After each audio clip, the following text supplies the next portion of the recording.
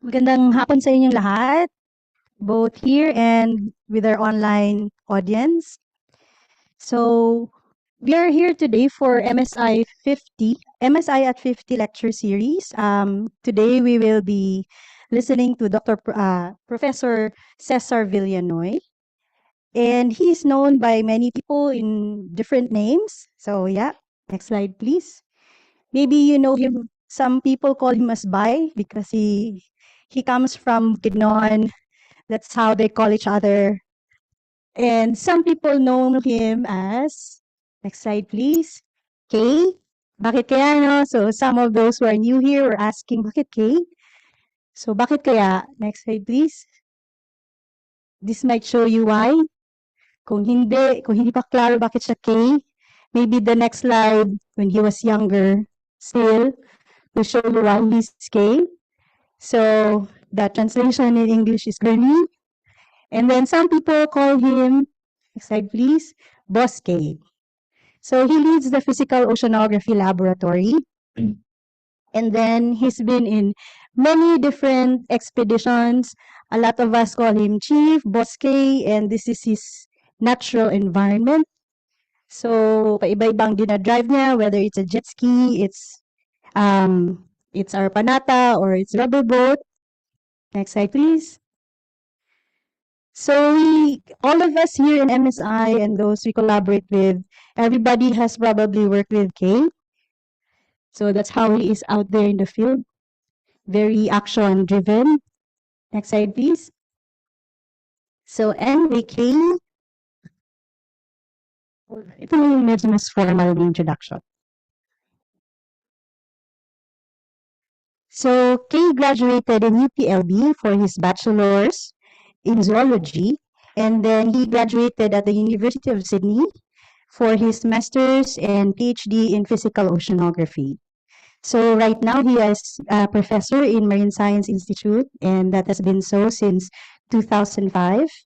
He has received many awards like UST Outstanding Young Scientist, Physical Oceanography in 1997. Another example is he is currently an academician since 2017 of the National Academy of Science and Technology. He's an outstanding PLB alumni, and he has many publications in his CV. He's listed 106, and I'm sure that's not all of it. So in the next slide, his publications are summarized in this word cloud. So circulation, Luzon, model, Philippines, phytoplankton, Kuroshio, many of those. This is the area of research he's done, and for those who are in MSI and who's worked with Kay, he's always there sa mga cruises natin, sa mga fieldwork. So let's welcome Professor Cesar Villanoy to give us a seminar.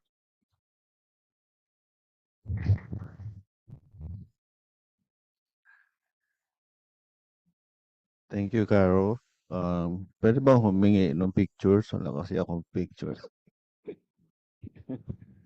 Um, let me just share my screen.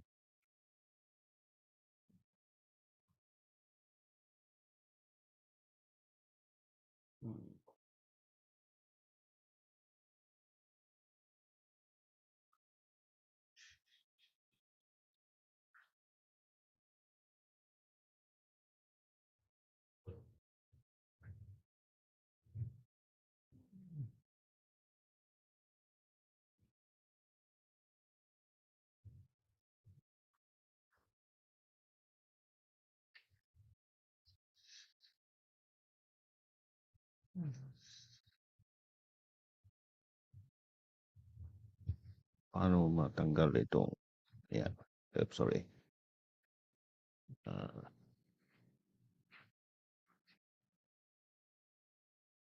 Laser. So, good morning, good afternoon, everybody. So, thank you for listening to this talk. So, I will try to summarize a lot of what has been done in Philippine oceanography over the past decades. I'll start off with looking at large scales surrounding the Philippines, why we are having our modes of variability that we are experiencing, and how this large scale forcing interacts with our very rugged topography, because we're an archipelago. We have a very complicated um, topography and also our bathymetry. And what kind of processes or what kind of features do we find as a result of this interaction? And then a very short, brief history of Philippine oceanography and what the plans are for the next 1.5 years. Yeah. So this is Philippines, no? It's uh, bounded by the Philippine Sea, which is the largest marginal sea in the world. It covers Japan to the north, extends hanggang Palau lang pala niya.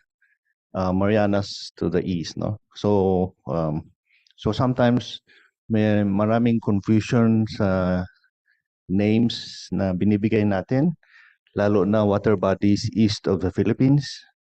We call the area north of Luzon, east of Luzon as North Philippine Sea. And if you look at that map, North Philippine Sea is way north.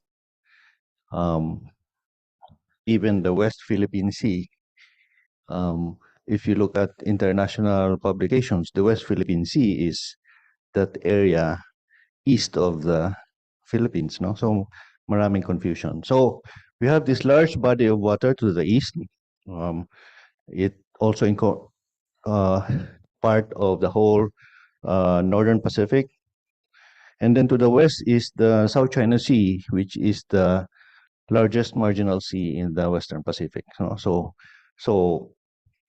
and then uh, the south and in the interior, we have these smaller basins, the Sulawesi and the Sulu Sea. So the large-scale processes in the Pacific and in the um, Indo-Pacific area um, affects affects the what's happening in the Philippines now.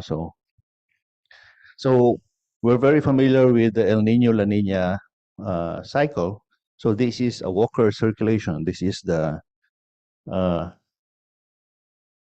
Uh, this is the Indo-Pacific. This is Central America, and you have your Western Pacific warm pool.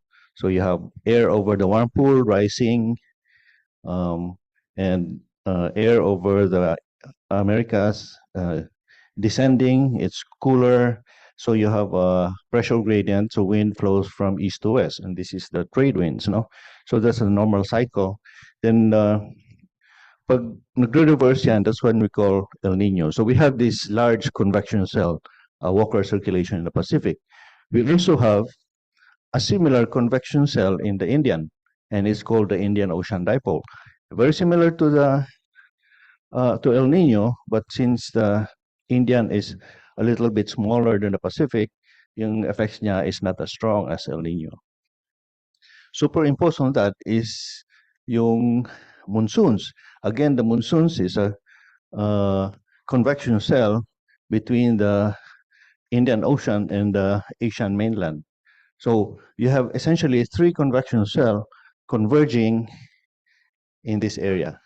And this is the reason why it's called the IPCZ, or the Indo-Pacific Convergence Zone. So a lot of this large-scale atmospheric convection cells converge in this area. So that makes um, things very interesting in the Philippines, no? And and if you look at the currents, again, we have this uh, large-scale currents in the Pacific, the North Equatorial Current, which hits the Philippines and splits into the Curusho and the Mindanao Current. Now, the currents in the Pacific, they persist throughout the year. But, and again, we also have these persistent currents in the Indian Ocean. But the currents in the interior are strongly influenced by monsoons. So we undergo strong seasonal variability. So if you look at uh, if you measure anything in the oceans around the Philippines, and if you measure them long enough, you will see a very strong seasonal signal. So you'll see a very strong seasonal signal, and this is driven by the monsoons. And the next, uh, if you go to lower frequency oscillations, and the next you will see will be the ENSO signal. So these are the two most important um, uh, oscillations that we usually measure when we do time series analysis of marine parameters. Now, if you sample frequently enough so that you're able to resolve the tides, then you can see the tides are even stronger. So this is an example of power spectrum from a tide station in Holo. So you see these strong peaks. Is representing the diurnal and the semi-diurnal components of the tide, and then you have your annual and seasonal signal, and then you have your large-scale ENSO signals. No? So those are the uh, three most important modes of variability in Philippine waters. So galing ito sa thesis ni Sam and ni Janelle. So they are defending soon. So they can discuss this in more detail now. So if you look at sea surface temperature, for instance, you will see a very strong seasonal variability. Pag amihan occurs during November to March, you have cooler temperatures, you have winds blowing from the northeast. These winds originate from Siberia. So malamig na malamig siya, they blow over the ocean, it cools the ocean, and at the same time, we have water from Taiwan Strait, um, pushing water from the uh, East China Sea into the northern part of the South China Sea. So you get almost 5-degree uh, cooler temperatures during the amihan season. And paghabigat, it's almost warm temperatures everywhere. But there are some interesting things that you can find here. For instance, look at Sulu Archipelago. Lagi siyang malamig. It's slightly cooler than the other areas. This is seasonal variability of chlorophyll A. Again, if you look at Amihan or the northeast monsoon uh, uh, conditions, you get very high chlorophyll concentrations. Also, chlorophyll is a proxy for its main pigment for phytoplankton. It's used as a proxy for productivity, so you get higher productivity during northeast monsoon. And in open areas, that high productivity is a result of nutrients being introduced into the surface. And in the open ocean, that source, the nutrient source is from below. So when you have strong winds, cooler temperatures, it's easier to mix the water column. And so you infuse a lot of nutrients to the surface. Um, during August, you have the lowest chlorophyll concentrations. So it is during the northeast monsoon that the seas in the Philippines gets interesting. Kaya lang, yun yung maalon na panahon. No? But you can see interesting features dito, like even if chlorophyll is low all over, Visayan Sea is still high. The Sulu archipelago is still high. So if this gives us some insights about its driving mechanisms, maybe it's not wind driven. The productivity there is not wind driven. Um, so So a lot of the variability that was shown in the past, the last two slides is essentially due to the monsoons. No? Here we have a map showing the monsoons. In the left is the northeast monsoon. To the right is the southwest monsoon. Arrows represent the speed and direction of the wind. And it's very clear here that the northeast monsoon is much stronger than the southwest monsoon. Northeast monsoon is also more persistent. Southwest monsoon, pabugso-bugso, no? Very variable. The colors represent the wind stress curve. Um, Wind stress curve represents the vorticity of the wind, or lumiliko ba yung hangin? Is the wind turning? So when it's turning to the left, that's the red colored areas. If the wind is turning to the right, that's the blue colored areas.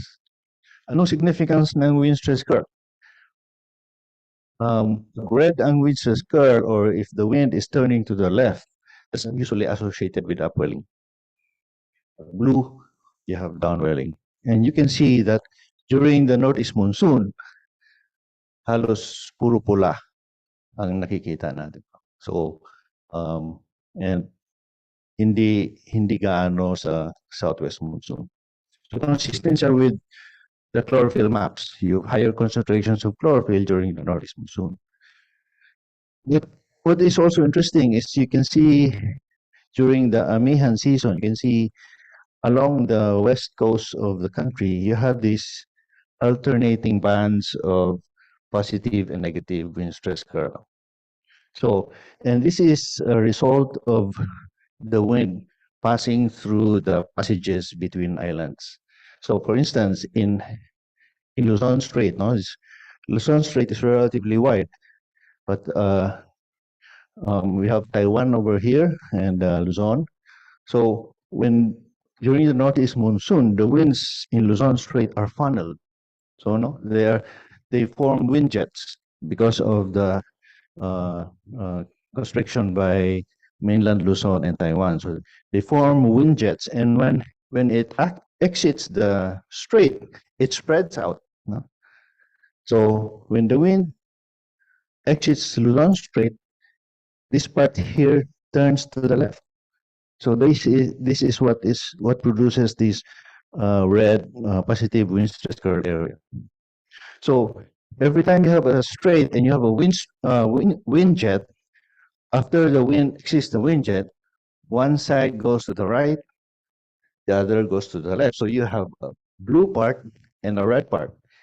And this blue and red pairs here, represents different wind jets. So this pair here is blue and red, represents the wind jet that is exiting the VIP.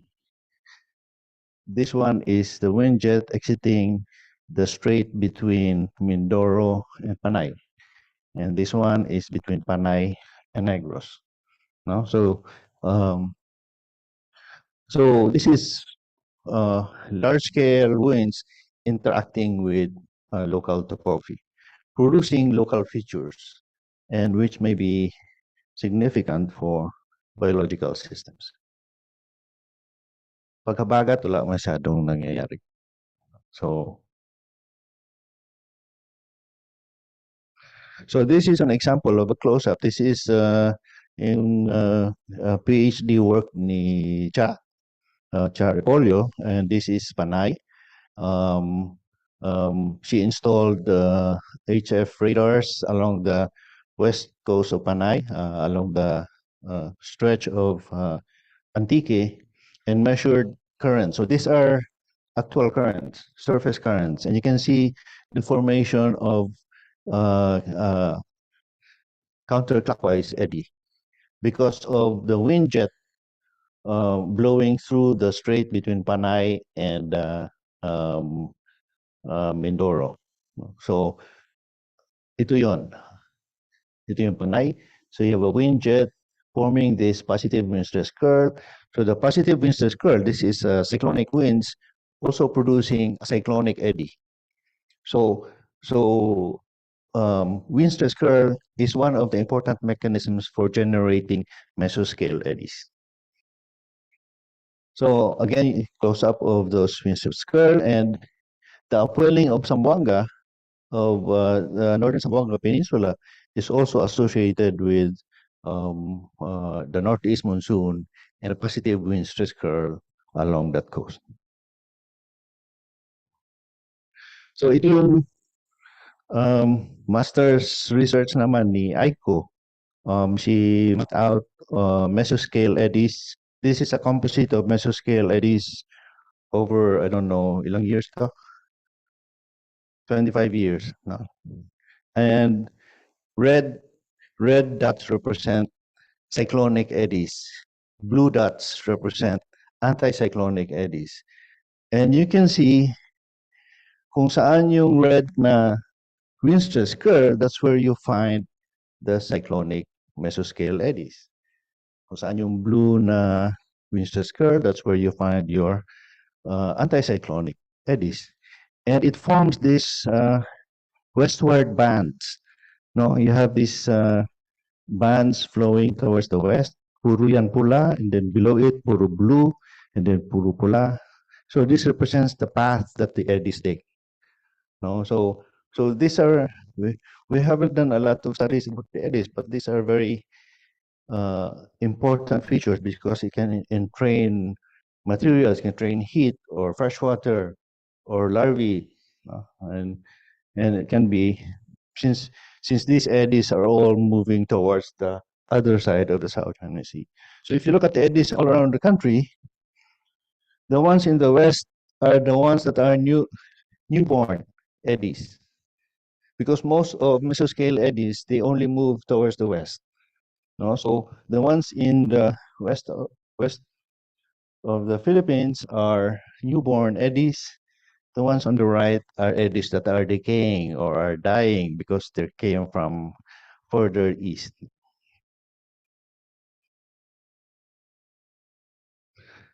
So even in the interior seas, we see a lot of again this interaction of different large-scale forcing. For instance, in the Bohol Sea, the Bohol Sea is the only sea in the Philippines that has a connection to the Pacific and the Sulu Sea. So you have a true flow.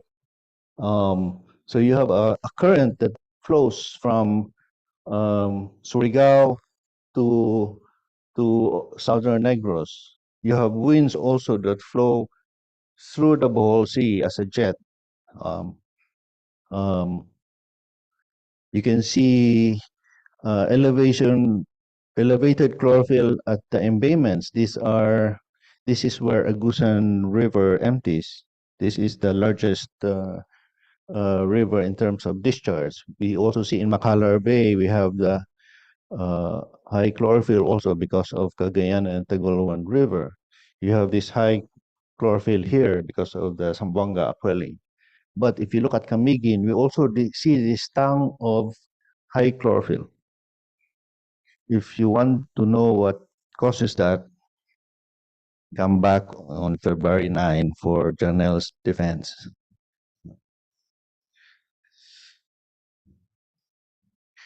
So, uh, so we've seen uh, uh, how large-scale drivers interact with local topography. Um, this is just a correlation between chlorophyll and SST with Nino 3.4. So we want to know what happens during El Nino and La Nina in Philippine waters. No? So um, as Nino 3.4 is an ENSO index. It's just the temperature in the Central Pacific. Because in normal conditions, the West Pacific warm pool is in the western margin of the Pacific. During El Nino, this warm pool shifts to the Central Pacific. So you get warmer temperatures there. So pag positive ang Nino 3.4, then, pag mataas ang value ng 3.4, then that's an El Nino. Pag mababa, La Nina. So, dito sa left side, we correlated chlorophyll A with Nino 3.4. So, yung colors represent yung R. So, pag positive, pag pula, positively correlated, pag blue, negatively correlated. So, one of the things that we found out when we were studying the upwelling in Zamboanga was that the upwelling was stronger during El Nino. The Bohol Sea productivity was stronger during El Nino. And it is strange because usually pag El Nino, mas mahina ang monsoons. Mas malakas ang monsoons pag La Nina. And it was, and this correlation showed that the Mindanao, particularly South and Western Mindanao and Western Visayas, are the ones that are highly correlated with El Nino. So when you have El Nino, you have elevation and chlorophyll dyan sa areas na yan. On to the right is sea surface temperature. You have a cooling of temperatures because the warm pool shifts to the Central Pacific. Waters of around Mindanao actually cools, but the rest of the country becomes warmer. So, so this matches with some observations during large El Nino events before na nagkakaroon ng coral bleaching. So if you look at large-scale temperatures, dapat lumalamig pag El Nino. It appears that particularly along the West Philippine Sea, it warms up during El Nino. And that's where most of the observations of coral bleaching were seen. So this is again correlation between sea surface temperature and Nino 3. Um, so gray areas positively correlated with Nino 3. Again, Nino 3 very similar to Nino 3.4. Positive is El Nino, negative is La Nina. So again, um, here you can see that the waters in the South China Sea behave in relation to El Nino, behave like the Eastern Pacific. Pag El Nino, Eastern Pacific warms up, the South China Sea also warms up. It's only in the Pacific side and part of Mindanao that cools down. So the reason for this is because of the effect of ENSO on the monsoons. When you have weaker monsoons, you cannot advect a lot of heat or a lot of cold water from the north to the south. Winds will be weaker and um, temperatures will not be as cold. No? So we get warming of the South China Sea during weak monsoons and usually during El Nino. So we can also look at other mechanisms aside from the wind, which affects waters in the Philippines now. So this is an example of these are chlorophyll images from satellites now. So since they are optical sensors, sometimes um, the shallow bottom, the reflection of the shallow bottom gets interpreted as chlorophyll. Okay, so this is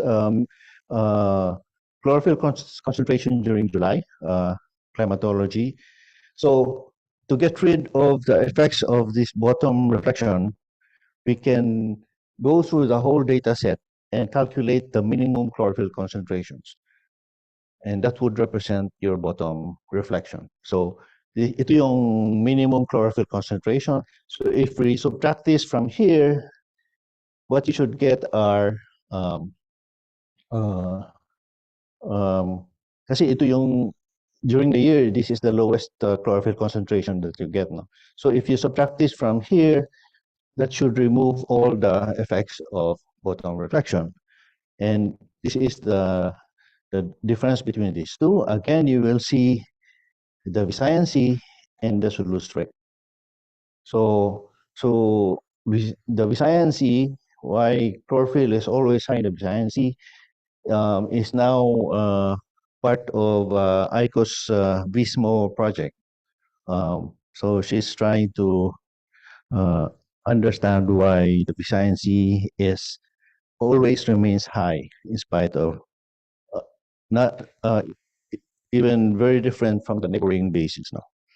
And Sam's thesis is looking at the Sulu archipelago. And they're looking at the tides as the primary drivers for this productivity.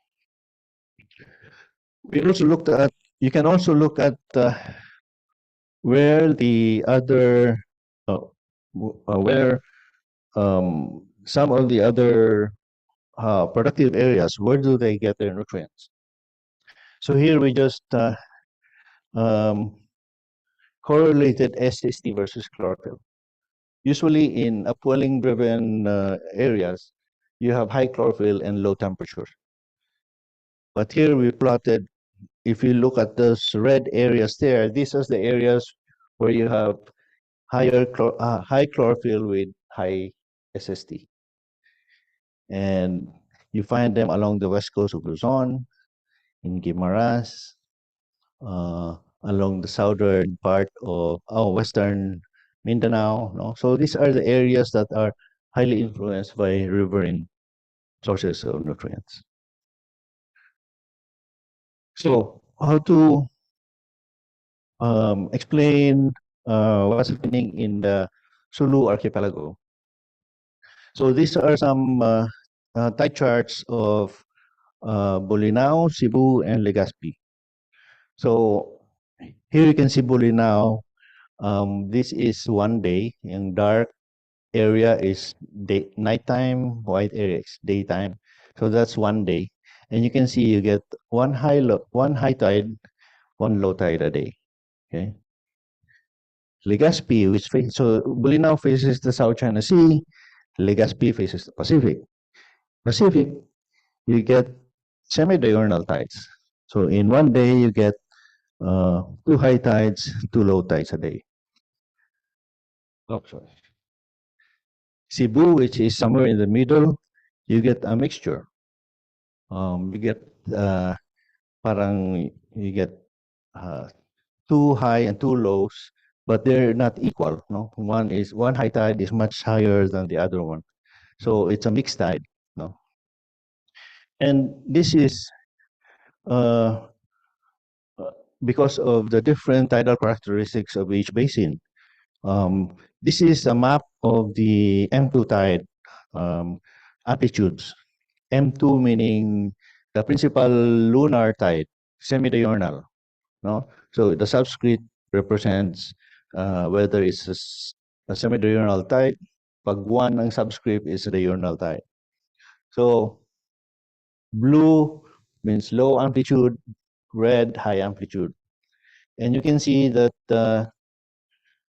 South China Sea have very small semi-diurnal amplitudes. The Pacific has higher semi-diurnal amplitudes. That's why tidal records for stations facing the Pacific show a high semi-diurnal component. Hindi pala to M2. This is O1. No? Sorry. This is O1. This is the diurnal tide. Again, if you look at this map, this is the diurnal amplitude. The South China Sea, including Sulu Sea and parts of the interior, are diurnal. No? Pacific side, slightly lower diurnal component. No? So basically, the South China Sea is diurnal, Pacific is semi-diurnal. What is interesting is that if you look at this plot here, since the passages from South China Sea to the Sulu Sea is large and deep, the tides in Sulu Sea are still diurnal. And this is the Sulu archipelago. You have one side is diurnal, the other side is semi-diurnal over a very short distance. And this rapid transition from diurnal to semi-diurnal is what produces extremely strong tidal currents. So if you look at this map, there are 4 areas in the Philippines that show this extreme rapid transition from different tidal characteristics. No? So we have the Sulu Archipelago, we have the Surigao Strait, the San Bernardino Strait, and the Luzon Strait. Luzon Strait is interesting. It's very wide. It's not very shallow, but you see this very rapid transition between diurnal and semi-diurnal. So when you have this very rapid transition, then you would expect very strong tidal currents because if one side of the strait is diurnal and the other side is semi-diurnal, you will have situations where you have high tide on one side, low tide on the other side. So you have a very strong pressure difference across. And this is what drives the strong currents. Strong enough that in Surigao, you can observe these maelstroms, may mga ipo-ipo. No? It has may areas sa Surigao na naging tourist attraction na siya. So, yan, para ma-pressure si Sam. So here are some seasonal plots of chlorophyll and SST. So no matter what month or what season, chlorophyll is always higher and temperature is always cooler. So if that happens throughout the year, then it must not be the monsoons. It must be tidal mixing. Kaya, Sam, asan na si Sam?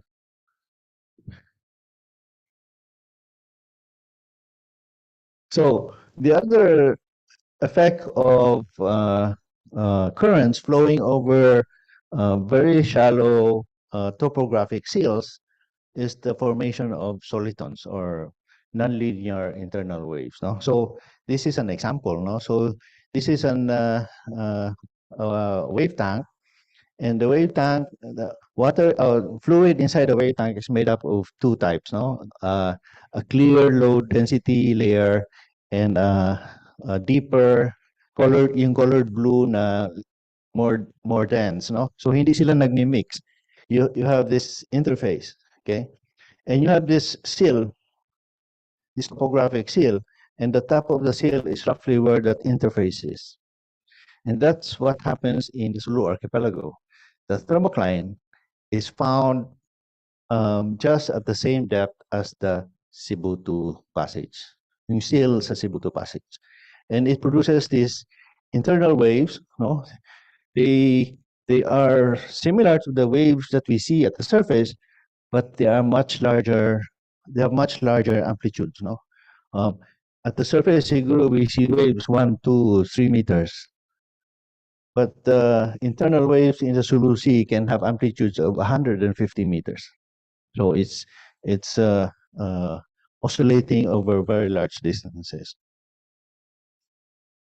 and you can actually see this from satellite images. No? We can see these packets of internal waves. No? So this is one packet. A packet is made up of 3 or 4 waves, and this is produced during a particular phase in the tides. So uh, each succeeding packet is separated by tidal cycle.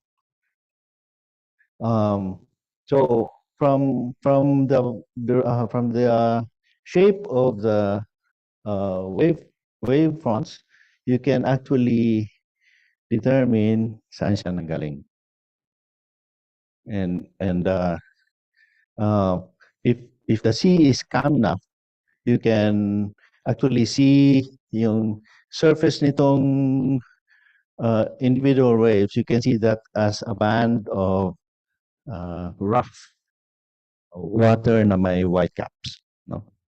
So, nung nakita natin to, Annette, diba, no? Nandun tayo. So, we went there many decades ago and did some measurements, internal waves. No?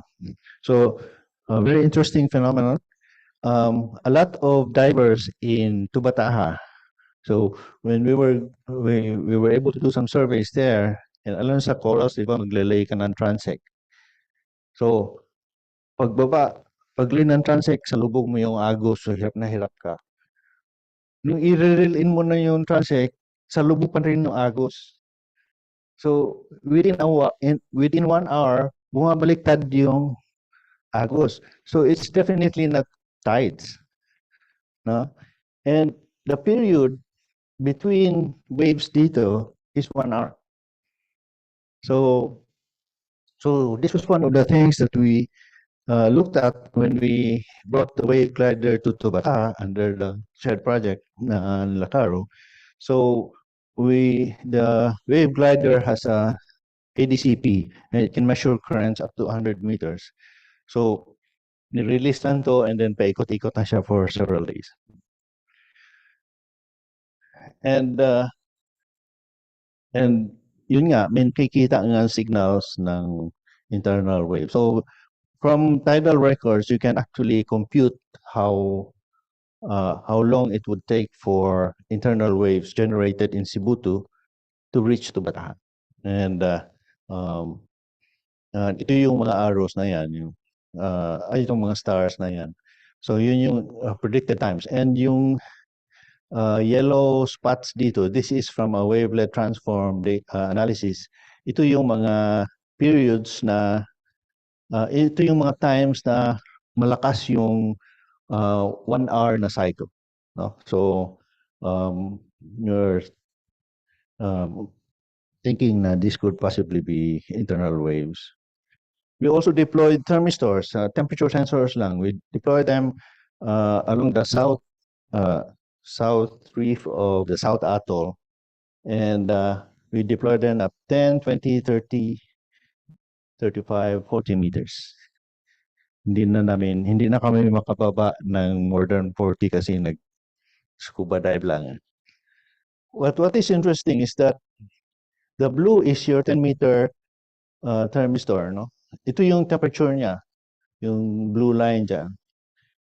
And kung ano yung shallowest, siya yung pinakamaliit yung variability.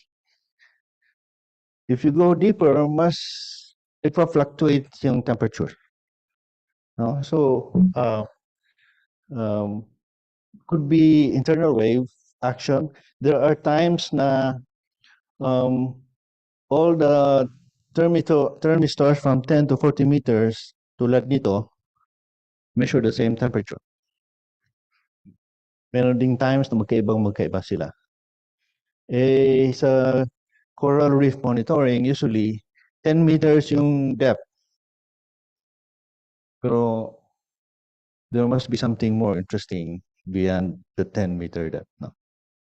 Because of these fluctuations. So, a lot of interesting questions that needs to be addressed sa Tubataha. Luzon Strait was also identified as because of the strong tides, it can generate solitons. So there was a large ONR program looking at internal waves in the Luzon Strait, and ito yung satellite images were similar to what we see in Sulu Sea, except that these are the most energetic internal waves in the world.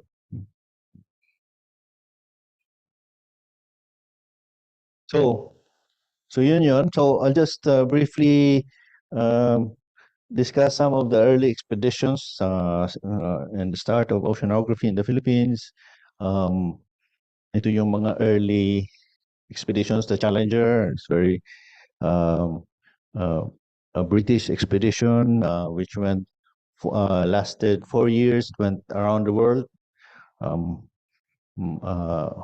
Ang haba ng cruise na yun, 4 years. Wala pang internet. And they did a lot of depth measurements in the open ocean. And like Chandler's noon, so they used sounding lines, mga weights na may nakakabit sa wire, and they lower that. Sa gitna niyan, you have 5,000 meter depths, no? So it took them a long time to just measure one depth. So yung albatross, this is perhaps one of the most extensive research expeditions done in the country. USS Albatross visited the Philippines 1907 and stayed here for 3 years. Ito yung stations na na-collect nila dito sa Pilipinas, napuntahan nila sa Pilipinas. When you visit the website, yung stations na yan nakalagay sa isang Excel spreadsheet. So they were ahead of their time. So meron sila Excel noon. But yun nga, it was interesting to see na hanggang ngayon available pa yung data, accessible yung data nila. And some of the fish collected during this expedition, yun yung project ni Ken Carpenter, looking at genetics nung isda na nakolekta noon and comparing it with the same species present day. So most of the samples are stored in the Smithsonian Institute. And then we have the Galatea Deep Expedition, covered the region. Then we have the Naga report, um, yung uh, yung work ni Klaus Wertke um, is one of the si Klaus Wertke is a legend sa oceanography, no. Advisor ito ni Rex Balenya sa University of Hawaii. So this was done in the 1959 to 1961. But the work of Klaus Wirtke hanggang ngayon, given all the models, the computers, the instruments, have been proven wrong. So, classic talaga itong work niya. And then, sa yung involvement ng MSI sa expeditions started in the early 1990s. I think our first cruise was to Kalayaan with the Bureau of Fisheries, Aquatic Resources. And then we had a joint program with Vietnam, which is called Chomsre. This was where we bought our first oceanographic instruments. We had money from the office of the president. It was so easy to procure equipment then. So, and then sunod-sunod siya, marami ng expedition sa Kalayaan program, taxi program. We had two big programs, the Philippine Strait Dynamics and the Shell Pacific Interaction, and then support from DOST to look at Benham. And over the past few years, DNR has been funding expeditions to the West Philippine Sea and Benham. So we've done a lot of work there. Recently, we had an upgrade CIA, which helped us procure some more equipment, procured ships. Uh, here are some special issues ng oceanography. One is dedicated to the Philippine Straits, so it's free, so it's a good reference material. The one to the right is work we did about the storm surge in Tacloban. So here are some of the things that we are doing and would like to continue in the next years. Developing an ocean observing and prediction system. We've already procured some of the wave buoys and sensors. We still have to have them deployed. Also developing prediction systems. We also want to improve on our START acoustics research program. We've already purchased two acoustic systems, which may help us in doing fisheries assessment work, bottom type mapping, and seismics. We've also started to enhance the research opportunities. We've had we now have the NAR fleet, hindi yung rubber boat, yung NAR fleet ha. So we now have 4 ships. One is Nata, and then we have 3 more that's already has already been turned over to us, but we haven't started working on it yet. 2 of those are going to be refurbished as for a research vessel, and they will be stationed all over the country so that researchers can have opportunities to make use of these facilities. Meron tayong station sa Pag-asa, the Piers, Pag-asa Island Research Station. We have UP Cradle sa Puerto Galera. We have BML. So, marami talagang opportunities for students and people who are interested to do oceanography in the country. This is in the process. This is a professional master's program in operational oceanography. Para mapabilis yung pag-train ng tao, lalo na sa mga national government agencies, Coast Guard, the Navy, NAMRIA, even in other state universities. So, malapit na to. Hopefully, ma-implement by January of next year. Tapos, ito rin has been approved by UP to set up Archipelagic and Ocean Virtual University. It's a constituent university talaga siya, headed by a chancellor. So it's a good opportunity for university resources to be focused towards addressing maritime, marine and ocean, archipelagic and ocean concerns. No? So for students, maraming opportunities na dadating. And if only we could convince them that there is money in oceanography, wala sana tayong problema. So this is an actual book, pero hindi siya naging bestseller. So thank you very much.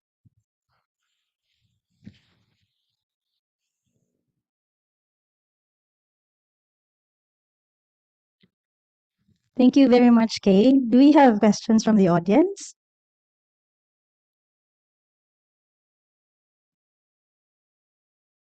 Or any more suggestions on how to make money using your oceanography skills? Yes, we have question from the back. Sir, can you correlate the oceanography with the appearance of the sardine in Sarangani? May process ba? Saan banda sa Sarangani yun? Sa Masins, bali Maasin, sa labas na ng bay, di ba? Pero when I was reading this earlier today, kasi yung lupoy, yun yung juveniles, di ba? And usually in juveniles, they're found very close to the shore. Inhabis ka nila yun, may dala lang silang scoop nets. No? So, siguro nabutan talaga ng time na there were strong waves that it pushed the lupoy over to the shore. Pero I don't know. Ano sabi ng BFAR? Ha? Ay, nahabol.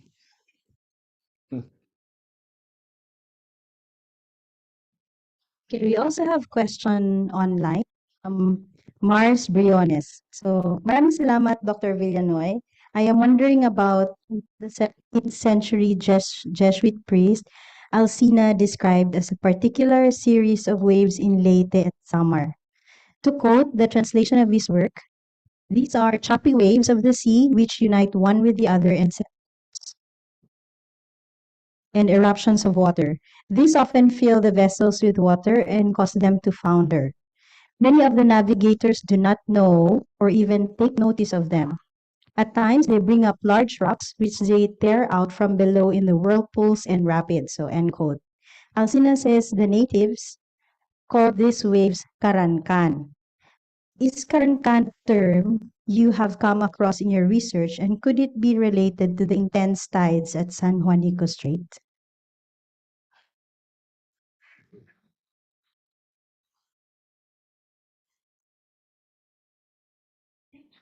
To bring up large rocks.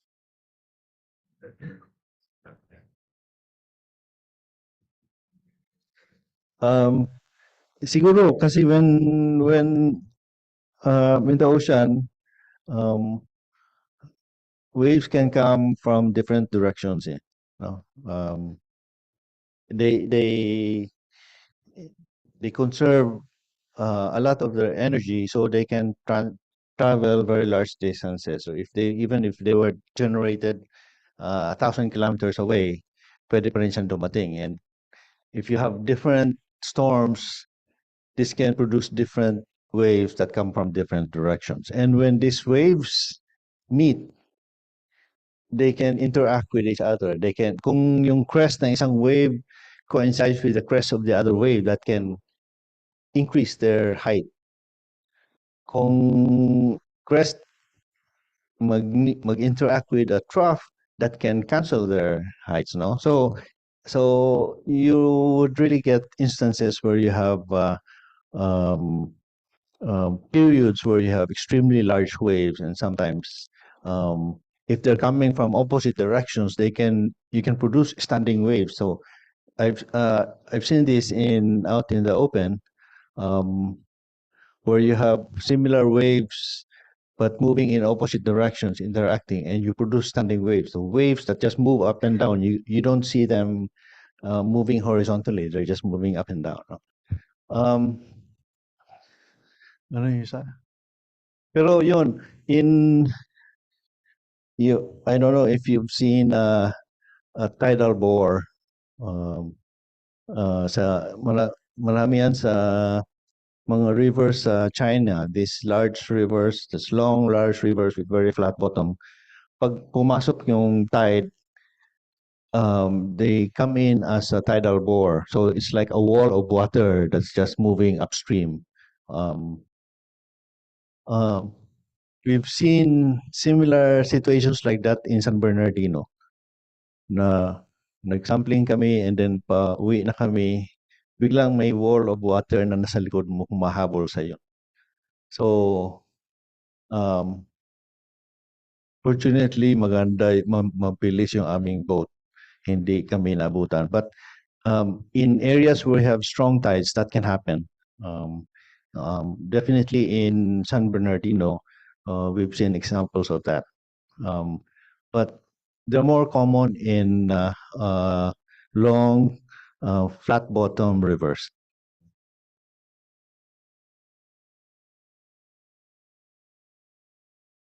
So yun. Hindi ko alam ano yung mga bato na iangat ng alon, yun ba yun? I don't know if you can.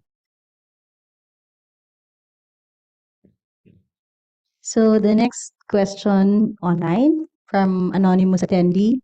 Clarification lang, sir. The internal waves are only found in the internal seas or Philippine seas.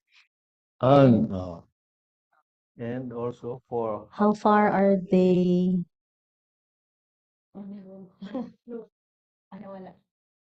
Naglalag pang internet natin.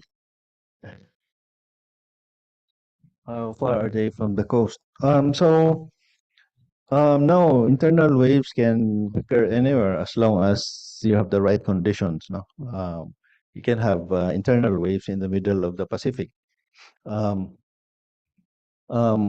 far are they from the coast? Well, the ones I showed you, the ones in Sulu Sea, so they travel from Cebu to from Sulu Archipelago northwest to Palawan. And when it reaches Palawan, these waves break on the shelf. Sila Hill was able to measure this. Panahon pa nila Maggie Collins ba yan? They used our brand new CTD. They lowered it just outside Puerto Princesa and biglang nag-swing yung CTD. And this was the internal wave that was breaking along the shelf. So this is also an interesting research question. Does this breaking internal waves pump nutrients onto the shelf? So magandang pag-aralan. I think, Ando, you just put acoustics doon sa shelf break and you can probably see the internal waves coming.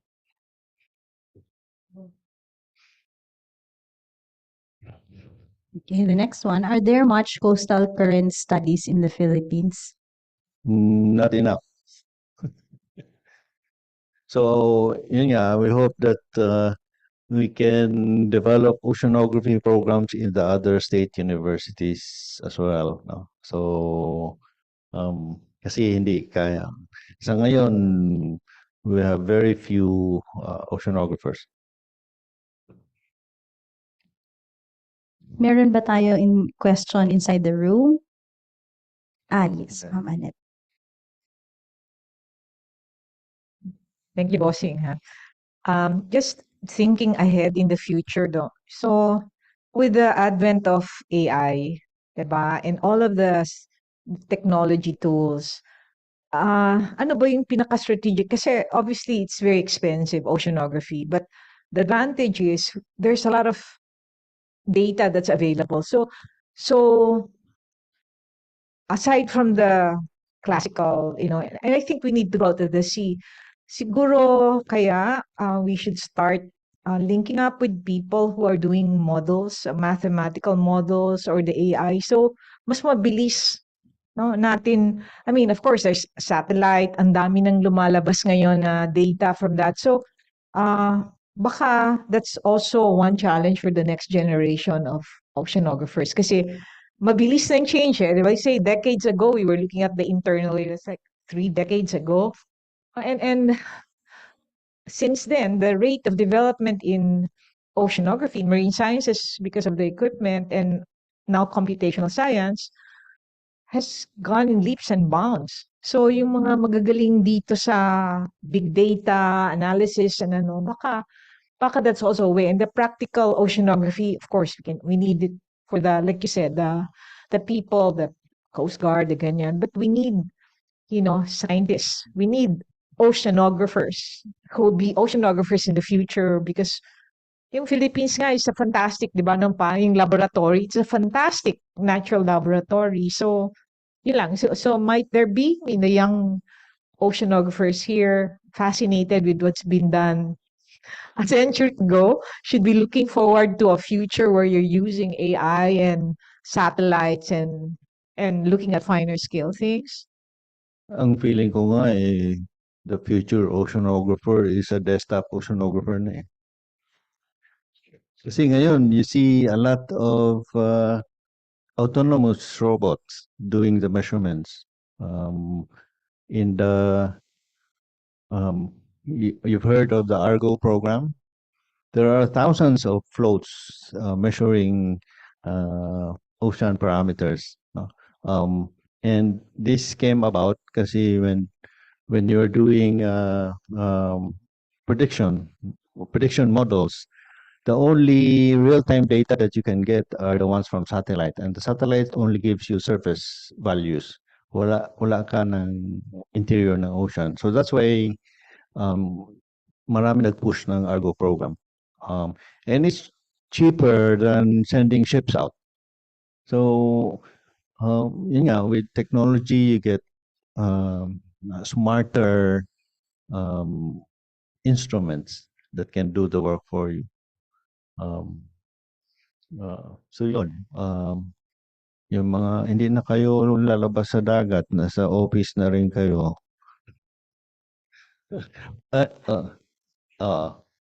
And one of the things that we lack here is marine technology. We cannot even produce waterproof housings. We cannot produce these waterproof connectors. A simple waterproof connector na ginagamit namin costs 30,000 pesos. Kable lang siya. So, wala yung technology na yun sa atin. And it's supposed to be very simple. Since sinabi mo yung Argo, something I heard almost a decade ago was, and this was from Ed Harrison of the University of Washington. I don't know if you know the name. We essentially only know or can measure the first 500 meters of the ocean. Is it still the case? The first 500 meters. The Argo floats park at 1,000 meters. But that's still 1/5 of the So hindi, depth. my impression from what Ed Harrison said was we really don't know what's happening still in the ocean interior. Yeah, wala. We know more about Mars siguro than we know about the deep ocean. Kaya yung the heat, yung kwento ng heat in the ocean, how do you really actually measure the heat content of the interior? Kaya si Walter Monk, diba, he tried to use acoustics. Anyway, what's your take? Even the global conveyor belt. So once you don't know how fast that belt is moving in the deep ocean. So, well, you get estimates, but measurements are very few sa deep ocean.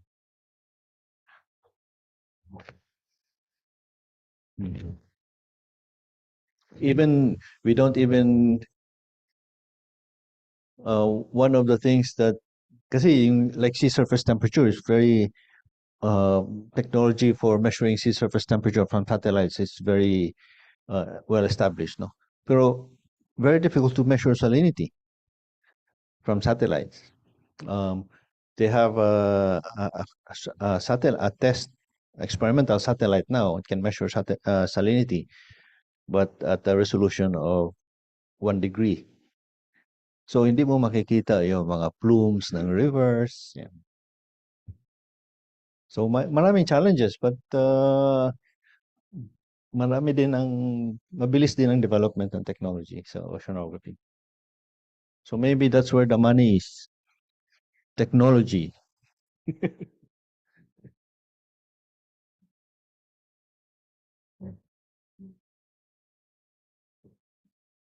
We have one more question online. Oh, actually more. Naglaglag pala internet namin. If the high chlorophyll in the Sulu Archipelago is strongly correlated to the strong tidal current of the area. Does this mean there is no particular seasonal variability in the site? Thank you. So I will let Sam answer this. Sam.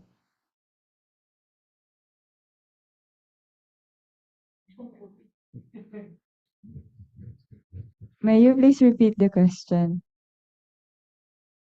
If the high chlorophyll A in the Sulu archipelago is strongly correlated to the strong tidal current of the area, does this mean there is no particular seasonal variability in the site? There is actually there are variabilities in the Sulu archipelago. First is monsoonal, in the sense that where there are high winds, there's also a chlorophyll signal. But also with the tides, like for example, fortnightly tides, with the spring and neap oscillation comes the high and low chlorophyll oscillation also. And of course, the ENSO and other variabilities. So yes. So yes. Pwede na mag-depend. So meron tayong next question. You quoted as is there money in oceanography. What about the current in San Bernardino Strait? Some years ago, I read like a research that such current can be transformed to electrical power. Is there any chance to develop the San Bernardino current? Yes. And in fact, there have been companies that proposed setting up turbines in San Bernardino Strait. So the technology is there. Ang challenge is that the tides in San Bernardino will fluctuate. So you cannot continuously provide power. And a nice example is in the UK. They have a very advanced tidal energy setup there because the tides around the UK varies very much, so that at any time of the day, laging may malakas na tidal current doon. Kasi high tide sa isang side, low tide sa kabilang side, or slack tides. So, continuous siya. So you can, if you network all these tidal stations, then you can provide continuous power supply. So, hindi siya ideal for base load kasi hindi siya constant. Fluctuate siya. So, it can add to, if you can store that energy somewhere, then it might help. Pero maraming areas, Surigao Strait is also candidate sa Tawi-Tawi.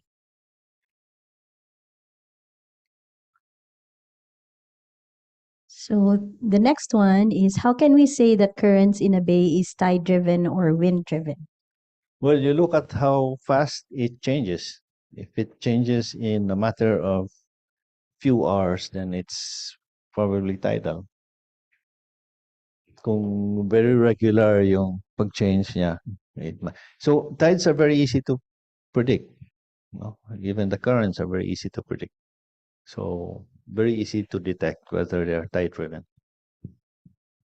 Okay, there's a few more, and we also have question from Dr. Siringan. Okay, perhaps for the students, if you can expound a little bit on the resources that MSI have acquired, yung NAR fleet plus acoustics, and perhaps just a few padalastas on what's up ahead in the next months. And the type of research questions that the students, especially those who are in their first year, might get into, yung opportunities. So yung sa NAR fleet, you've seen pictures of Panata. No? Panata is a 28-meter vessel. But under the upgrade program, we purchased a second-hand research vessel. It's a 34-meter vessel. Kung talaga siya, research vessel, ex-research vessel talaga siya. And then two fishing boats. These are carrier boats na built in Japan. But second-hand na rin siya. They were used here in the Philippines. Pero kwan siya, it's hindi pa maganda yung kanilang interior part kasi fishing boat nga eh. So you need to improve the accommodations, kitchen facilities. So yung dalawa will have to be refurbished pa. But the Panata and the Talingkas are ready to go out. We've purchased CTDs and rosette samplers and Niskin samplers for the ships para meron ng equipment na naka-base sa ship. We bought yung biosonic na acoustic sounder, also an EK80 na sounder. So these are sounders that can be used for water column work. If you're interested in, say, measuring that internal wave breaking on the shelf of Palawan, that those instruments can do it. Meron ding mga instruments that we can moor at the bottom. We bought mga acoustic releases. So we need to, I think sila Rafi and si Val underwent training on setting up moorings. So yun yung isa sa kailangan nating i-develop. We need to be able to deploy moorings. Ano pa ba? Yung may seismic system ka rin na nabili. So yun, available yun para gamitin ng mga students. If you have a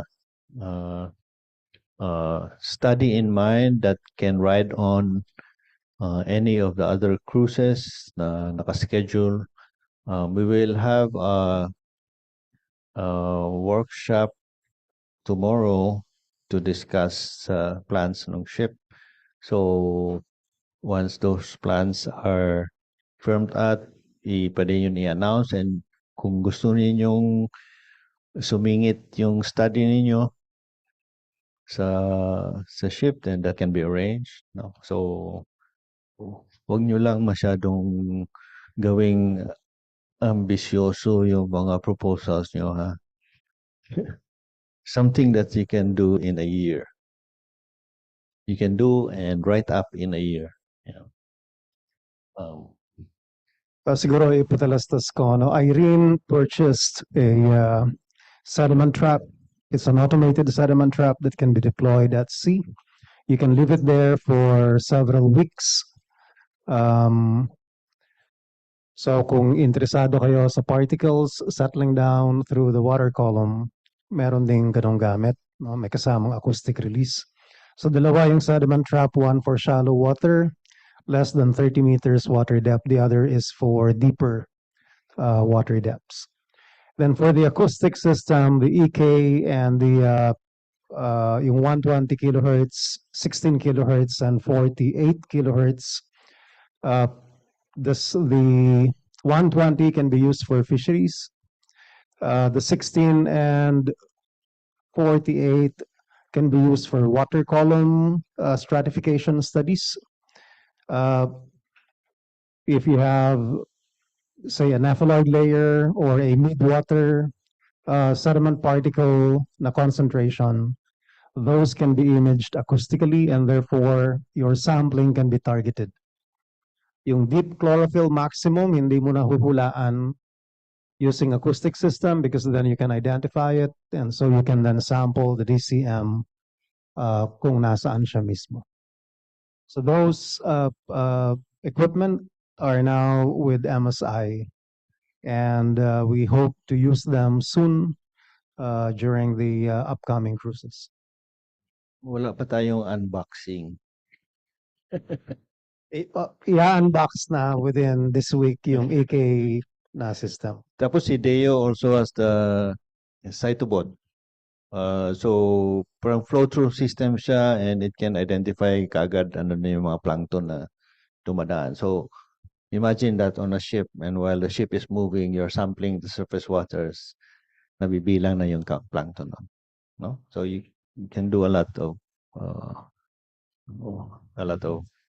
things with those kind of instruments. Yung acoustics, by the way, you can station it in one place. And if you have migration of any particle, you can see the movement back and forth. You can image that. I think we have not had any particular study in the Philippines where we look at, say, onshore, offshore migration of fish. With the acoustic system, that can be done.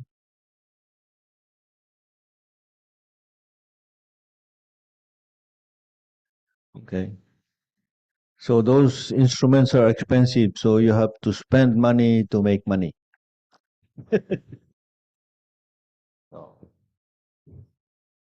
Ito na yung last question. So, sige, basahin ko. Magandang hapon po mula sa Surabaya, Indonesia. Salamat, Dr. Villanoy. I'm Hermel Pama from the Department of Anthropology and doing research on persons of Indonesian descent in Mindanao and persons of Filipino descent in North Sulawesi. May perception po sa General Santos City na mas konti ang tuna sa kanila at mas marami sa bandang Sulawesi. Listening to your lecture, especially the parts about chlorophyll distribution, there's one, yung slide explaining chlorophyll generated from riverine sources. Ito kaya ay factor ng productivity ng dagat doon. Lastly, may studies po ba sa area ng East Philippine Sea, Surigao, Davao Oriental to North Sulawesi? Salamat po. So I think yung kumonti ang tuna sa may Jensan is because of overfishing. Kaya yung mga Filipino fishermen pumupunta na ng Indonesia nangingisda.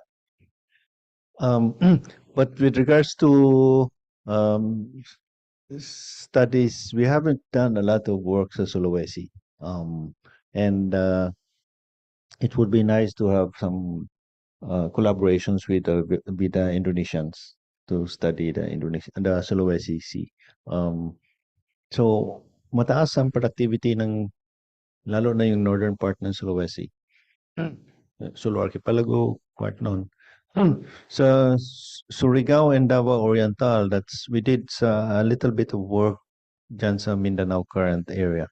But yun, it's very very short na studies. And yun yung dapat kasama doon sa yung primer na proposals, but hasn't gotten any funding from the Philippine government yet. So we're still waiting.